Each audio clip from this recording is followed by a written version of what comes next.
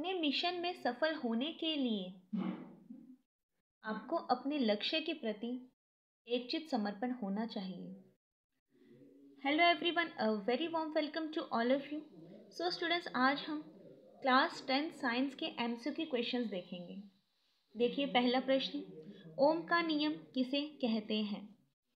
देखिए, यदि किसी चालक तार की भौतिक परिस्थिति जैसे ताप दाब में कोई भी परिवर्तन न हो तब। देखिए, एक लिए हमने चालक तार का अर्थ होता है वह तार जिसमें क्या है, चालकता बहती है, यानी विद्युत धारा बहती है। चालक तार में प्रवाहित विद्युत धारा, यानी चालक तार में जो बह रही है विद्युत धारा, सीधी सी बात है, तार कैसा है, चालक, तो इसमें क्या प्रवाहित होगी, विद्युत धारा। और विद्युत धारा को हम लिखते हैं आई। उसके सिरे पर उत्पन्न विभवांतर, उसके सिरों पर उत्पन्न विभवांतर को लिखते हैं V के समानुपाती होती है। देखिए, ये है एक चालक तार, इसकी वोल्टता यानी विभवांतर है V1 और यह है 10 वोल्ट का। और देखिए, विभवांतर दूसरे सिरे पर विभवांतर है 5 वोल्ट। और जैसा कि इसने बताया है कि विद्युत धारा उसके सिरों पर उत्पन्न विभवांतर, जो विद्युत धारा है इन दोनों के सिरों पर यानी चालक तार के सिरे पर उत्पन्न विभवांतर के समानुपाती होती है। देखिए, इसका मतलब यह है कि विद्युत धारा बढ़ेगी तो विभवांतर भी बढ़ेगा, यानी हम इसे लिख सकते हैं विभवांतर इज प्रपोर्शनल टू विद्युत धारा। विभवांतर को हम लिखते हैं V से तथा विद्युत धारा को हम लिखते हैं I से। फिर से देखिए, ये एक चालक तार है, इसके एक सिरे पर V1 विभवांतर है और दूसरे सिरे पर V2 विभवांतर है, और प्रवाहित धारा क्या है, I। सीधी सी बात है, चालक तार है तो इसमें क्या बहेगी, विद्युत धारा प्रवाहित होगी, और ये जो धारा है वो विभवांतर के समानुपाती होती है। देखिए, जैसा कि हमने लिखा V is proportional to I। अब देखिए, इसका मतलब ये है, आप I को प्रपोर्शनल कर दे V से या V को प्रपोर्शनल कर दे I से, बात तो एक ही है, क्योंकि I बढ़ेगा तो V बढ़ेगा, V बढ़ेगा तो I बढ़ेगा। और जैसे हमने प्रपोर्शनल नियतांक हटाया, मतलब प्रपोर्शनल चिन्ह हटाया, यानी समानुपाती चिन्ह हटाया, हमारे पास एक नियतांक प्राप्त हुआ जो है R। तो हमारे पास एक नियम निकल कर आया, V बराबर RI। यह है ओम का नियम। देखिए, R एक नियतांक है। नेक्स्ट क्वेश्चन देखिए, पारितंत्र के अजैविक घटकों का उदाहरण। अजैविक घटक जिसमें जान नहीं है। देखिए, सभी गैसें हो गई, जल हो गया, मिट्टी हो गई, सभी गैसें, जल, मिट्टी, यह अजैविक घटकों के उदाहरण है। बढ़ते हैं नेक्स्ट क्वेश्चन की तरफ। दो चुंबकीय क्षेत्र रेखाएं एक दूसरे को प्रतिच्छेद नहीं करती, क्यों? अब देखिए, प्रतिच्छेद का मतलब होता है काटना। जैसा कि हमें पता है, दो चुंबकीय क्षेत्र रेखाएं एक दूसरे को कभी नहीं काटती। इसका कारण है कि अगर ये काटेंगी तो दिशाएं क्या हो जाएंगी, दो। देखिए, क्योंकि अगर दो चुंबकीय क्षेत्र रेखाएं परस्पर प्रतिच्छेद करें या काटें तो प्रतिच्छेद करने वाली बिंदु पर चुंबकीय क्षेत्र की दो दिशाएं बन जाएगी। और चुंबकीय क्षेत्र की दिशाएं कितनी होती हैं, केवल एक। अगर काटे तो क्या हो जाएंगे, एक दूसरे को अगर काटने लग जाए, देखिए कुछ इस प्रकार से काटा तो ये क्या होंगी, पहली दिशा और ये दूसरी दिशा, यानी दिशाएं कितनी बन जाएंगी, दो, जो क्या है, असंभव है। यानी चुंबकीय क्षेत्र की केवल एक ही दिशाएं होती हैं और ये परस्पर एक दूसरे को कभी नहीं काटती है। और नहीं काटती है इस कारण से इनकी एक ही दिशाएं होती हैं, कभी भी दो दिशाएं नहीं होती।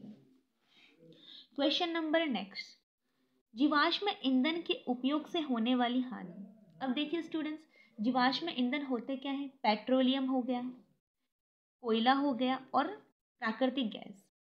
पेट्रोल, कोयला और प्राकृतिक गैस, और इन्हें जलाने पर हमें श्वसन संबंधित रोग हो सकते हैं। देखिए, जीवाश्म ईंधन के उपयोग से होने वाली हानि। जीवाश्म ईंधन के जलने से वायु में हानिकारक कणिकाएं और धुआं प्रदूषण होता है। सीधी सी बात है, धुआं प्रदूषण होगा तो क्या होगा, हमें श्वास लेने में कठिनाई होगी और हमें श्वास संबंधित बीमारियां भी हो सकती हैं। अब जीवाश्म ईंधन के उदाहरण है पेट्रोल, कोयला और प्राकृतिक गैस। उम्मीद करती हूँ स्टूडेंट्स यहाँ तक आपको समझ में आया होगा। देखते हैं क्वेश्चन नंबर नेक्स्ट, विद्युत विभवांतर और विद्युत विभवांतरों को हम वोल्टता के नाम से भी जानते हैं। देखिए, किन्हीं दो बिंदुओं के, इसकी परिभाषा है विद्युत विभवांतर की, किन्हीं दो बिंदुओं के विद्युत विभव के अंतर को, यानी ये बिंदु है ए और ये बिंदु है बी, इन दोनों बिंदुओं के बीच, देखिए क्या कह रहा है, दो बिंदुओं के विद्युत विभव, ये दोनों बिंदु हैं, इनके बीच के विद्युत विभव के अंतर को, इन दोनों बिंदुओं के बीच जो विद्युत विभव का अंतर है वही विद्युत विभवांतर कहलाता है।